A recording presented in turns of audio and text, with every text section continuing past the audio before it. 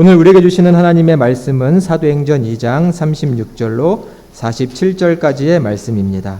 우리 한 절씩 교독을 하도록 하겠습니다. 즉 이스라엘 온 집은 확실히 알지니 너희가 십자가에 못 박은 이 예수를 하나님이 주와 그리스도가 되게 하셨느니라 하니라.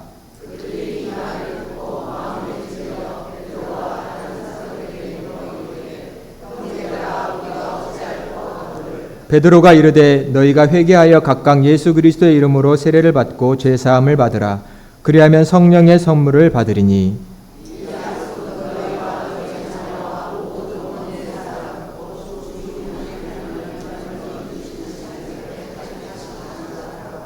또 여러 말로 확증하며 권하여 이르되 너희가 이 패역한 세대에서 구원을 받으라 하니.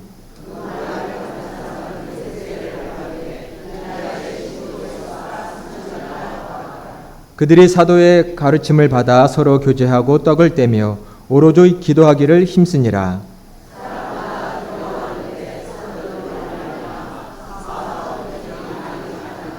믿는 사람들이 다 함께 있어 모든 물건을 서로 통용하고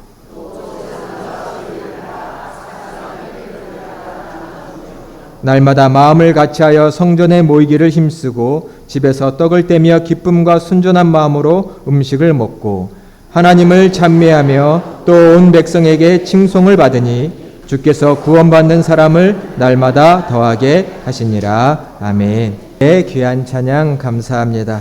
또 예배를 위해서 수고해준 찬양팀에게도 감사드립니다. 할렐루야. 오늘도 주님의 말씀이 우리에게 새 믿음과 결단 주시기를 간절히 축원합니다. 오늘 창립 21주년 기념 예배를 드릴 수 있도록 또 지금껏 우리 평강교회를 인도하신 하나님께 먼저 영광을 올려드립니다. 하나님의 크신 은총이 우리 평강교회 위에 또 이 재단에 소속된 모든 믿음의 권속들 위에 함께하여 주실 줄로 믿습니다. 우리 앞에 있는 형제매들과 인사할까요? 우리 평강교회에 잘 오셨습니다. 함께 해주셔서 감사합니다. 네, 우리 평강교회는 날마다 사랑이 넘치는 교회가 될 줄로 믿습니다. 창립기념주일을 맞이해서 오늘 사도행전 본문을 통해 초대교회의 모습을 살펴보고 본질적인 교회, 더 건강한 교회가 되기 위하여 우리가 나아가야 할 그 길들을 함께 모색하는 귀한 날이 되기를 소망합니다. 사람들이 교회의 개혁을 말할 때에 초대교회로 돌아가자, 초대교회로 돌아가야 한다라는 말을 많이 외칩니다. 맞는 말입니다. 이 땅의 교회는 완벽하지 않기 때문입니다. 성령에 의해서 믿음을 선물로 받고 예수 그리스도의 보혈로 정결케 된 성도라 할지라도 우리는 연약하고 여전히 성도들은 죄를 짓고 살기도 합니다. 때로는 더 겸손히 섬겨야 한다는 것을 알지만 나도 모르는 사이에 교회에서 권리를 주장하고 때로는 그 권리를 지키려고 다투기도 합니다. 이렇게 이 땅에 있는 교회는 연약하고 부족합니다. 그래서 교회는 늘 개혁되고 쇄신되어야 한다라고 말합니다. 물론 이 개혁, 쇄신하는 과정이 결코 쉬운 것은 아닙니다.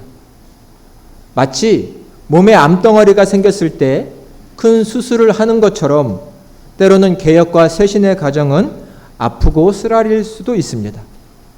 하지만 교회는 늘 하나님 앞에 개혁하려고 쇄신하려고 애써야 합니다. 하나님이 원하시는 모습으로, 즉 초대교회와 같은 모습으로 원점 조정을 하는 노력, 그런 수고를 아끼지 않는 교회가 더욱 건강하고 성장하게 될 것입니다. 여러분, 교회가 무엇인가요? 교회는 그 존재의 이유가 무엇일까요? 교회란 단순히 우리가 보고 있는 이러한 건물만을 말하지는 않습니다. 이런 건물은 예배당, 교회당이라고 말하죠. 교회가 무엇이냐 신약적으로는 더 많이 깊게 얘기할 수 있겠지만 오늘은 간단 명료하게 분명한 사실을 말씀드리자면 교회는 하나님의 백성입니다. 하나님께서 불러 하나님의 자녀 삼아 주신 사람들이 이렇게 모인 곳, 그런 공동체를 교회라고 말합니다. 믿음을 주시는 분은 성령 하나님이십니다. 그래서 신자들을 불러 공동체를 만드시는 분도 성령이십니다. 교회는 성령의 역사에 의해서 태어났고 태어나게 하신 성령의 하나님의 목적이 있다는 것도 우리는 잊지 말아야 합니다. 교회가 이 땅에 존재하는 이유가 무엇일까요? 그것은 하나님의 나라를 세우는 것입니다. 하나님 없이 살아가는 수많은 사람들, 하나님을 아버지라고 고백할 수 없는 수많은 사람들을 불러 하나님이 살아계시다, 하나님만이 우리의 유일한 아버지요 주권자시다라는 믿음을 선포하고 복음을 전하기 위해 교회가 있습니다. 그래서 칼빈은 모든 신자의 어머니는 교회라고 말했습니다. 교회를 통하여 복음이 전해지고 성령께서 하나님 나라를 세워가시는 그 역사에 교회가 최전선에 앞장서서 그 역할을 감당하기 때문입니다. 교회는 복음을 전하기 위하여 하나님 나라를 세우기 위하여 존재합니다. 우리 평강교회는 그런 존재의 목적을 이루어가고 있는 교회입니까? 오늘 더욱 우리의 모습을 돌아보았으면 좋겠습니다. 오늘 본문 앞에 한 가지 사건이 나옵니다. 예수 그리스도의 부활을 목격한 예수님의 제자들이 한 곳에 모여서 마가의 다락방에서 열심히 기도합니다. 성령께서 보혜사 성령을 너에게 보내줄 것이니 너희는 모여 기도하라고 예수님께서 말씀하셨기 때문입니다. 그들이 모여 기도할 때 불길 같은 성령이 기도하는 제자들의 무리 위에 오셨고 그들이 놀라운 성령의 충만함을 받아 방언으로 기도했습니다. 각 지방에서 흩어져 있던 유대인들이 절기에 모였는데 각 지방의 방언으로 기도하는 소리, 하나님의 놀라운 역사를 증거하는 소리를 듣게 되었습니다. 너무나 많이 놀랐지요. 그때에 베드로가 무리 가운데 일어나서 성령이 충만하여 담대히 증거합니다. 여러분이요, 놀랄 일이 아닙니다. 이것은 구약 성경에 나와 있는 말씀이 지금 성취되고 이루어진 것입니다. 말세에 내가 내 영을 모든 만민들에게 부어줄 것이니 너희 자녀들은 예언할 것이고 너희 늙은이들은 꿈을 꾸고 너희는 환상을 볼 것이라는 그 예언이 지금 성취된 것이라고 베드로가 담대히 증거했습니다. 즉 하나님의 영이 이 자리에 오셨다라는 것이죠. 그러한 증거를 통하여 베드로는 예수 그리스도의 십자가의 죽으심의 의미와 하나님의 능력으로 부활하셨다라는 것을 증거하였습니다. 그리고 모여있는 유대인들에게 담대히 오늘 본문 36절처럼 증거합니다. 너희가 십자가에 못 박은 예수를 하나님이 주와 그리스도가 되게 하셨다. 너희는 죄인 취급하고 십자가에 달아 죽였지만 그 예수 그리스도를 하나님이 이 땅의 주로 세우셨다라는 것입니다. 예수님의 제자들에게만이 아니라 모여있는 수많은 무리들에게 성령이 강력하게 역사하셔서 놀라운 변화가 일어나는데 베드로의 증언을 듣고 있는 많은 사람들이 가슴에 찔림을 받았습니다. 우리가 우매무지하여 하나님의 아들 예수 그리스도를 십자가에 못 박아 죽였으니 어찌하면 좋은가? 우리는 어찌해야 하는가? 라고 베드로에게 묻습니다. 말씀해 보니 그날 3,000명이나 되는 사람들이 회개하고 세례를 받고 예수님의 제자가 되었다라고 말했습니다. 초대교회는 이렇게 놀라운 성령의 역사로 시작되었습니다. 이렇게 시작된 초대교회, 그 교회의 분명한 특징 4가지가 오늘 성경에 나와 있습니다. 오늘 본문 42절의 말씀을 먼저 같이 한번 봉독하겠습니다. 42절입니다. 그들이 사도의 가르침을 받아 서로 교제하며 떡을 떼며 오로지 기도하기를 힘쓰니라. 아멘. 초대교회에 분명한 4가지의 특징이 있습니다. 사도의 가르침을 받았고 서로 교제하였고 떡을 떼었고 기도하였다입니다. 첫 번째는 사도의 가르침을 받았습니다. 교회는 하나님의 말씀을 받는 곳이고 배우는 곳입니다. 초대교회 공동체들은 복음을 배웠습니다. 예수라는 사람이 왜 하나님의 아들인지, 왜 그리스도가 될 수밖에 없는지를 구약 성경을 통해서 율법과 선지자의 말씀을 통해서 교회는 배웠습니다. 믿음은 배움에서 납니다. 성경의 말씀을, 하나님의 말씀을 더 깊이, 더 넓게, 바르게 배울 때 우리의 마음은 흔들리지 않게 됩니다. 왜 요즘에 많은 성도들이 이단에 빠지나요? 그것은 성경을 잘 모르기 때문입니다. 우리가 성경의 말씀을 제대로 안다면 결코 이단의 그 잡설에 빠질 이유가 없습니다. 전교인 하나님의 말씀의 운동을 우리 평강교회가 벌여가고 있습니다. 성경을 읽었고 지금 7월과 8월에는 성경을 쓰자고 말씀드립니다. 성령께서 우리가 하나님의 말씀을 가까이 하고 읽을 때, 사랑할 때 그 진리 가운데 거하게 만들어 주실 줄 믿습니다. 가을에는 성경대학을 개설해서 성경을 더 깊이 연구하고 배우는 시간을 가져보려고 합니다. 왜 이러한 모든 사역들을 해나갈까요? 결국 하나님의 교회의 부흥은 하나님의 말씀의 반석 위에서만 이루어지기 때문입니다. 어느 집이든 기초가 튼튼해야 하지요. 교회는 이 생명의 말씀, 영원 불변한 말씀의 반석 위에 세워질 때만 교회는 놀랍게 건강하게 부흥할 줄로 믿습니다. 우리는 그것을 믿으며 하나님의 말씀에 더욱 사랑하고 이 말씀을 배워야 할 것입니다. 초대교회는 사도들의 가르침을 받는 일을 부지런히 했습니다.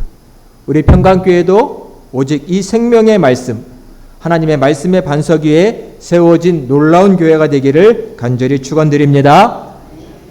초대교회는 서로 교제했습니다. 교제란 서로 친밀하고 가깝다라는 것입니다.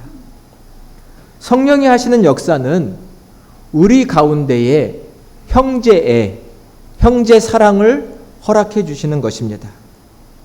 남이 아니라 하나님을 아버지로 모신 형제요 자매입니다. 한 가족인 것이죠. 이러한 형제애를 성령께서 우리 안에 주십니다. 우리는 교회 생활을 하다 보면서 몇몇 사람들과만 가깝게 편하게 지낼 수가 있습니다. 물론 이해가 될 수 있는 부분이기도 하지만 성령이 충만한 사람들은 누구와 차별을 두지 않고 담을 두지 않고 모든 사람들과 가깝게 지내려고 합니다.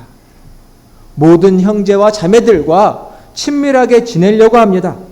이것이 성령이 충만한 교회의 특징입니다. 서로가 교제를 나눕니다. 여러분 잠깐 주보를 보시겠어요? 주보에 보면 예배 가운데 성도의 교제라고 써있는 부분이 있습니다. 보이시나요? 예전에는 주보에 광고라고 써있는 부분을 성도의 교제라고 써놓았습니다. 즉 교회란 늘 성도의 교제가 있어야 한다는 의미에서 예배 시간에도 성도의 교제가 필요합니다. 우리 서로 성도의 교제 시간에 인사를 나누지요. 교회에 와서 십자가만 바라보고 설교하는 목사만 바라보지 말고 옆에 있는 형제와 자매들과 눈빛을 교환하고 한마디씩 말을 건네며 인사하고, 또 교회의 광고는 단순히 교회에 어떤 일이 있는지를 아는 시간이 아니라 교회의 여러 사역들에 참여하여 함께 성도들과 교제하자는 의미가 있습니다. 성도들 가운데 어떠한 일이 일어났는지 위로할 것은 위로하고 격려하고 축하할 것은 축하하는 그런 교제가 교회 가운데 이루어져야 하는 것이죠. 초대교회는 서로 간의 교제가 뜨거웠습니다. 이 목사가 한번 제안을 드려볼까요? 보통 우리가 예배 드리러 오면 꼭 앉는 자리에만 앉으시죠. 그러다 보면 내 옆에 있는 분들도 늘 똑같습니다.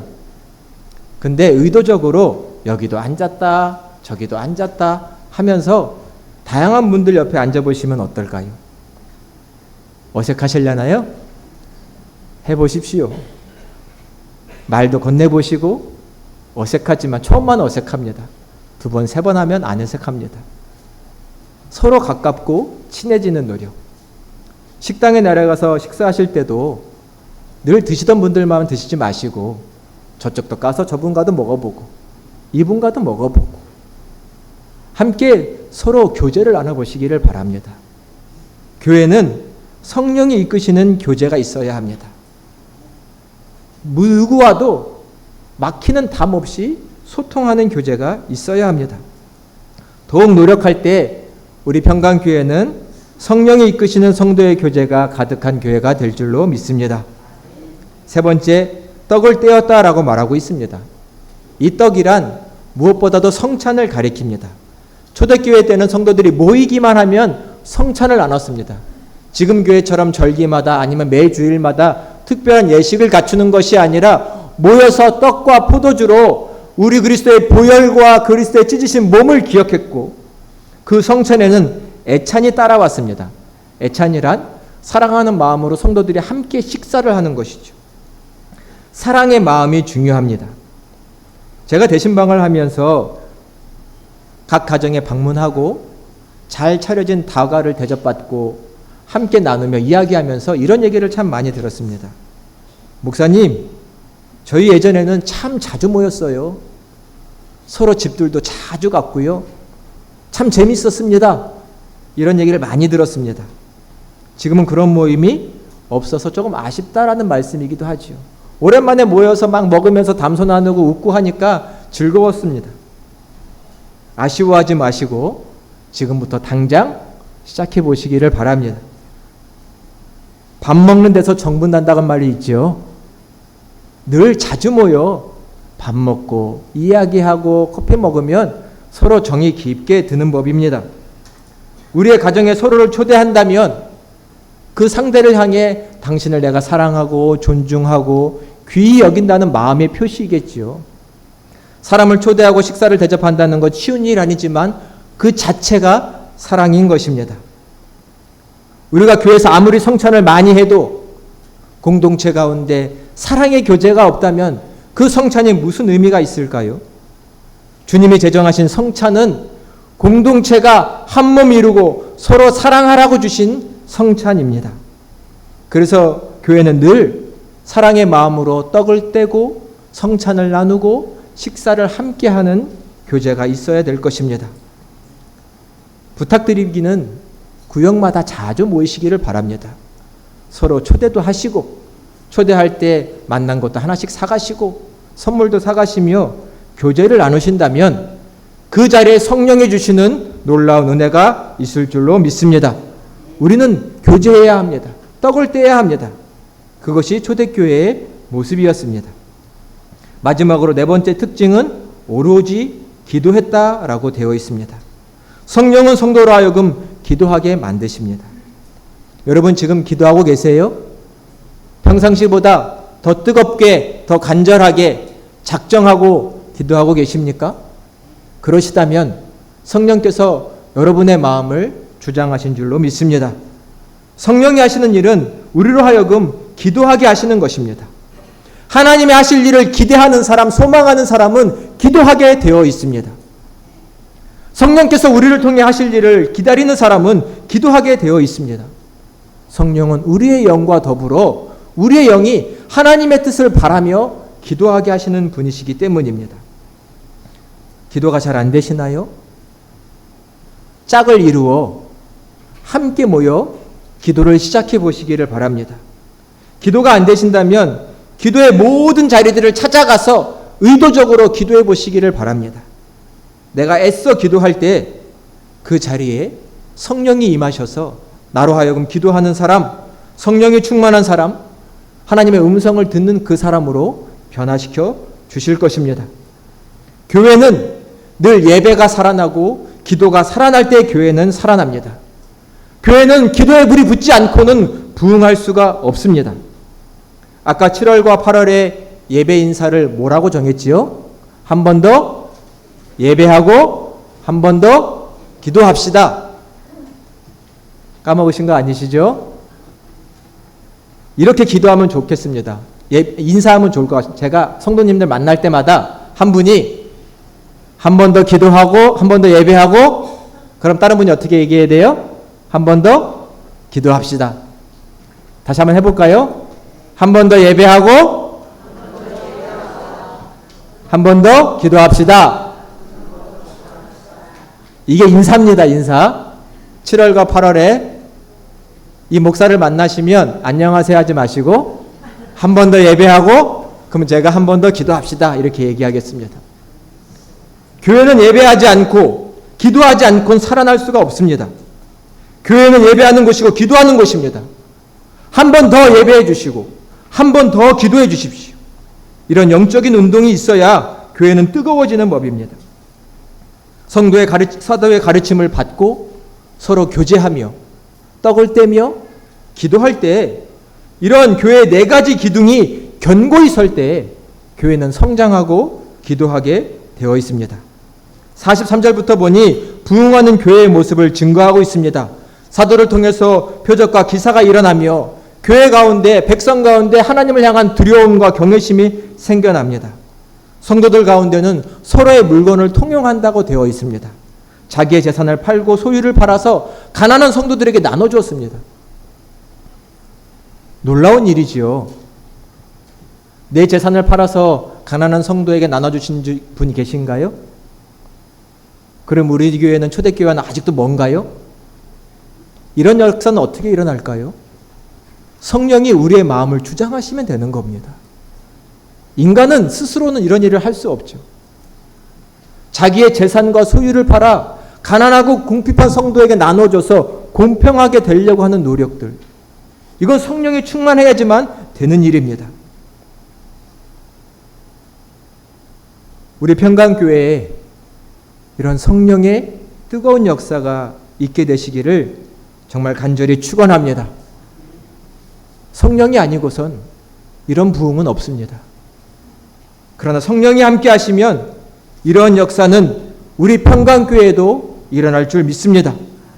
이런 교회가 돼야 세상으로부터 칭찬받는 교회가 됩니다. 세상에 있으나 마나한 교회, 손가락질 받는 교회, 신뢰가 떨어진 교회는 있으나 마나합니다. 그런 교회는 복음을 전할 수도 없고 하나님의 능력을 나타낼 수도 없습니다. 오직 성령이 충만하여 하나님이 일으키시는 거룩한 부흥, 그리하여 지역으로부터 사람들로부터 칭찬받고 날마다 구원받는 자의 수가 늘어나는 그런 귀한 교회가 되시기를 간절히 축원드립니다. 제가 교회를 부임하고 나서 우리 평강교회와 또 우리 숭신 성음교회에 대한 여러 이야기들을 들었습니다. 창립기념주일 설교를 준비하며 한 주간 우리 평강교회의 역사에 대한 책들을 조금 찾아서 읽어보려고 했습니다. 물론 아쉽게도 20년간 우리 평강교회가 어떤 사역을 해왔는지에 대한 자료들이 많지는 않았습니다. 2004년도와 2005년도에 즉 우리 평강교회가 설립된 지 창립된 지 그 다음 해 또 그 다다음 해죠. 평강가족이라고 하는 소식지가 발행된 것을 제가 찾아서 읽어보았습니다. 보면서 얼마나 재밌고 흐뭇했는지 모릅니다. 지금부터 20년 전쯤의 소식지인데 거기에 사진이 가득했습니다. 지금의 우리 장로님들, 권사님들 20년 전 사진을 제가 봤어요. 젊고 고우셨죠. 또 많은 신앙의 간증들이 써 있는 것을 보았습니다. 죽다가 살아난 이야기, 많은 어려움을 극복한 이야기, 함께 힘을 합쳐 교회 사역을 감당한 이야기들이 많이 써 있었습니다. 보면서 참으로 감사했고 또 즐거운 시간들이었습니다. 시간상 여러분들께 다 소개시켜드리지 못해서 아쉽습니다. 한 책에서 우리 평강교회가 설립하게 된 두 교회가 합병하게 된 사유서를 노회에 제출한 그 글을 보았습니다. 잠시 사진을 보여주시겠어요? 당시에 합병 공인 예배를 드렸던 사진입니다. 제가 책을 사진 찍어서 조금 흐릿합니다. 이때에 합병 사유서를 다음과 같이 제출을 하셨습니다. 제가 한번 읽어볼 터이니 여러분이 함께 봐주시기를 바랍니다. 제가 한번 읽어봐 드리겠습니다. 한 글자 한 글자 정성껏 읽어볼 터이니 여러분도 눈으로 따라와 주시기를 바랍니다. 성음교회와 숭신교회는 그동안 같은 지역에서 선교적 사명을 수행해 왔다. 같은 교단, 같은 노회, 같은 시찰 안에 있으면서 교류해 왔다. 그러나 이제 때가 되어 두 개의 강이 합류하여 큰 강을 이루듯 하나의 교회를 이루려고 한다. 오늘날 수많은 교회가 갈라지는 고통을 겪고 있으나 우리는 한 하나님, 한 예수님, 한 성령님을 믿기에 하나가 되려고 하는 것이다. 예수 그리스도를 머리로 한 주의 몸된 교회가 상호 취약한 재정적, 인적 구조를 개선하고 합병을 통하여 뭉쳐진 인력과 재력을 바탕으로 건강한 교회를 형성하려는 것이다. 이렇게 될 때 교회는 더욱 부흥할 것이며 교인들도 교회에 대한 자긍심을 가짐으로 더 열심히 기도하고 전도할 수 있게 될 것이다. 물론 이 모든 것은 인간의 계획이 아니라 성령의 역사와 능력 가운데 이루어진다고 믿는다. 살아계신 하나님께서 우리와 함께 하사 새로운 역사를 창조하시고 교회가 부흥하여 지역사회에 봉사하고 민족을 구원하며 땅끝까지 이르러 복음을 전하는 교회가 되도록 인도하시리라 믿는다. 20년 전에 두 교회는 이러한 고백을 담아 평강교회를 창립하였습니다. 우리는 이날 다시금 20년 전에 했던 이 고백과 다짐을 하나님 앞에서 하기를 소망합니다. 하나님 앞에서 드렸던 그 약속을 갱신하는 것입니다.